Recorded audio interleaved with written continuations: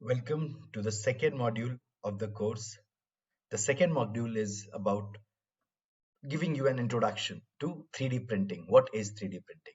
And in the second module, we will be learning about the very basic definition of 3D printing or additive manufacturing. Now, again, I would like to repeat myself that 3D printing and additive manufacturing are two interchangeably used words. I will also be using both the words 3D printing and additive manufacturing, but they refer to the same thing, same technology. Now, then we will be learning about why do we need 3D printing? What is the advantage of using 3D printing? And then we will talk about the various 3D printing technologies classified by ASTM based on the nature of their process. Then we will be learning about the major additive manufacturing or 3D printing techniques which are being used in the commercial market. How do they work? What is their working principle? And what are the kind of materials that they deal with? So let's get started with the section 1 of module 2.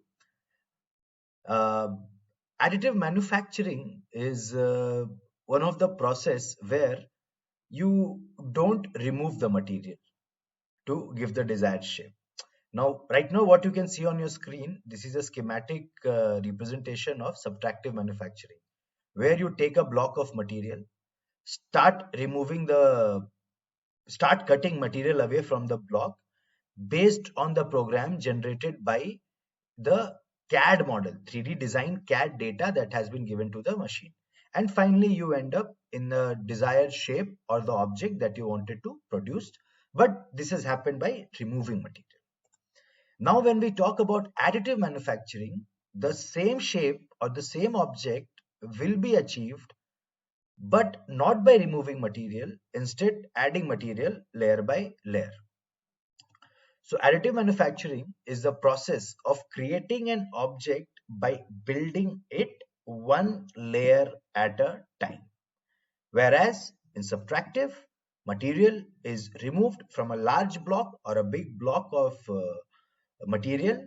Uh, After removing the material using a cutting tool or a machining tool, the object will be remaining to its final shape. In this schematic, you can clearly see that a raw material of block is taken. Then that raw material of block is undergoing a machining operation, and the material is removed based on the machining operations input. And what you achieve is the final product, which in this case has been represented by the spherical shape. So the what machining is doing, it is converting a block of solid block of material to a spherical desired shape of material by removing material. And the material that has been removed in order to desire the final to get the final product, that is the waste material.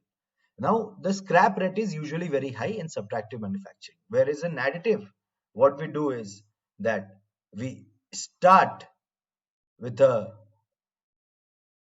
spool of material, wire of material, or material can be in powdered form.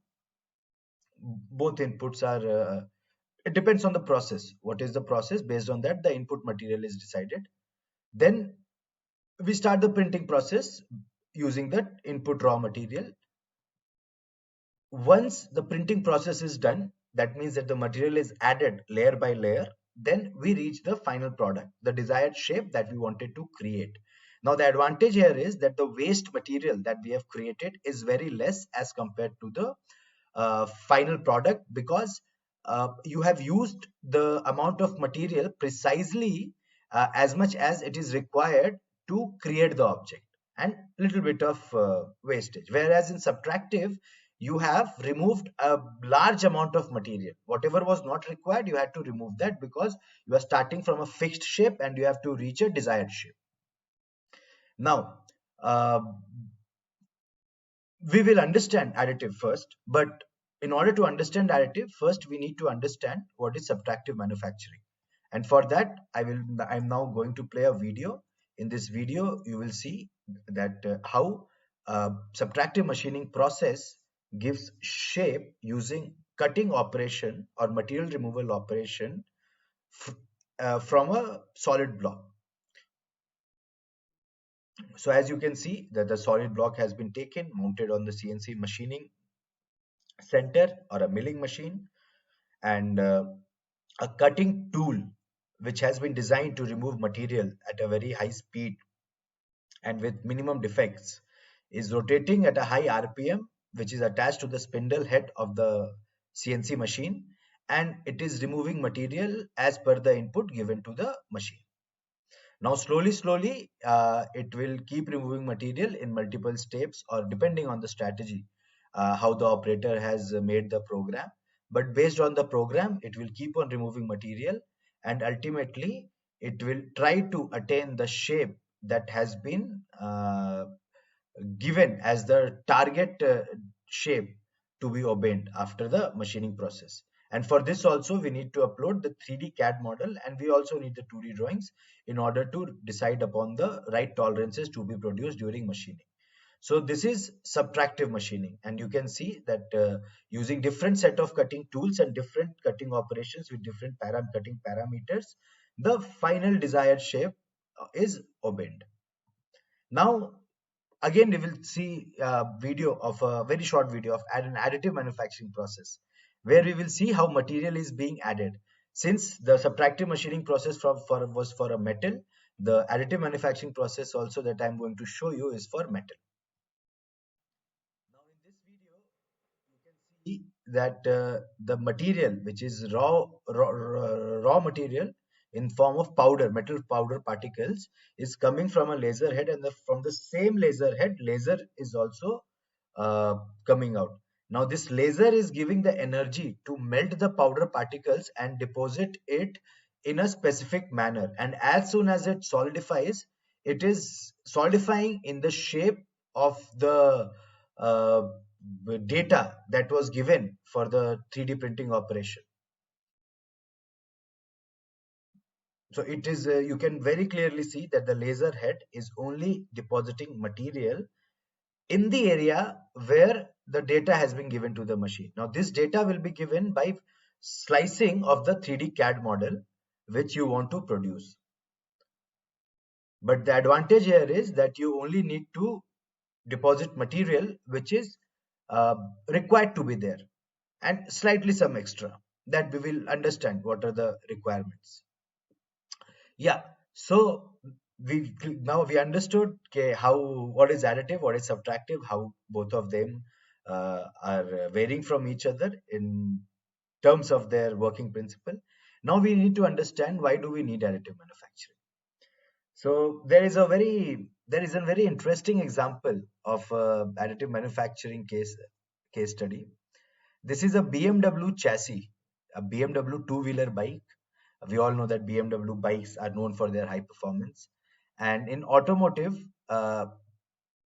performance to weight ratio is very important. They either need to increase the performance or they need to reduce the weight. So this performance to weight ratio that we are talking about, uh, a large weight of the vehicle is contributed by the chassis of the vehicle. And in this case, they tried producing a 3D printed chassis because they wanted to reduce the weight of the chassis.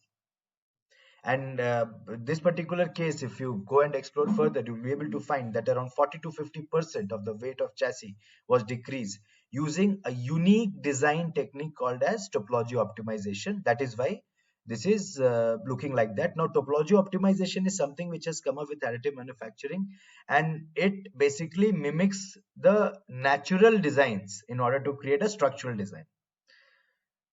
So that is why many of us say that additive manufacturing is the natural way of creating things. And like this, we can create more complex designs.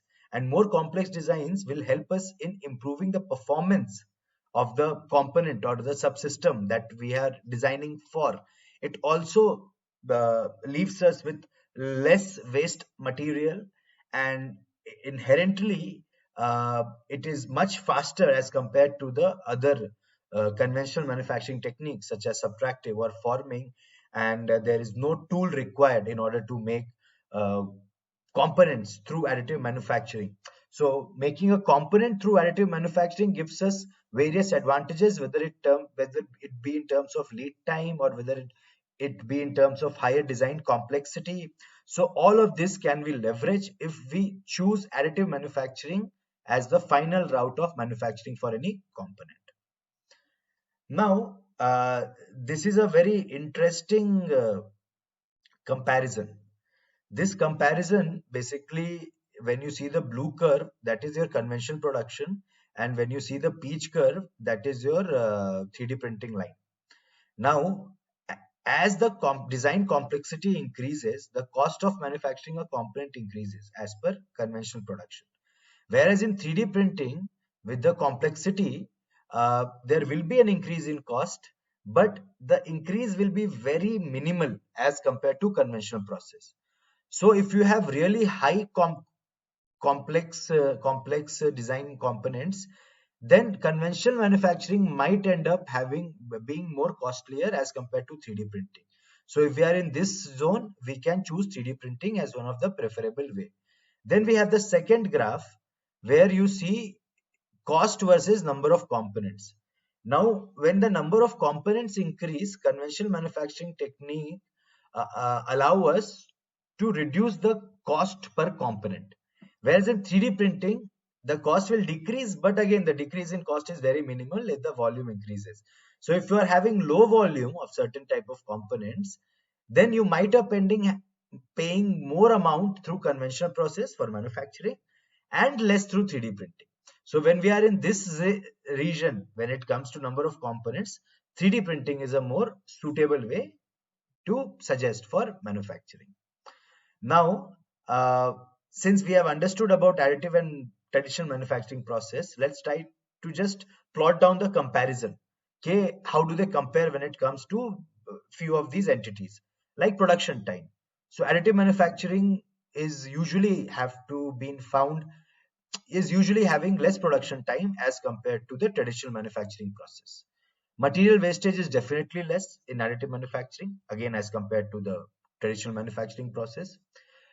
You can allow for easy customization in additive manufacturing, because if I'm building 10 components in a single build in additive manufacturing, all those 10 components can have different kind of designs. Whereas in traditional manufacturing, it is difficult to customize, because when we try to customize each and every design program has to be generated separately, and there is some setup time involved in changing from one design to another. It is definitely cheaper to make prototypes because there are no tools involved and you are using less amount of material and the time taken is less. Whereas traditional manufacturing processes prove out to be expensive when it comes to making prototypes. Then the labor cost is very much reduced when it comes to additive manufacturing, because there is less human labor involved. And as traditional manufacturing suggests, it's the traditional way of manufacturing, so labor costs are more. So this was about additive and subtractive. So I hope you understood what is additive. Now, from the next section of this module, we will try to understand in detail what are the different kind of additive manufacturing processes that we will look into once we start uh, getting deeper into the manufacturing realm. Thank you.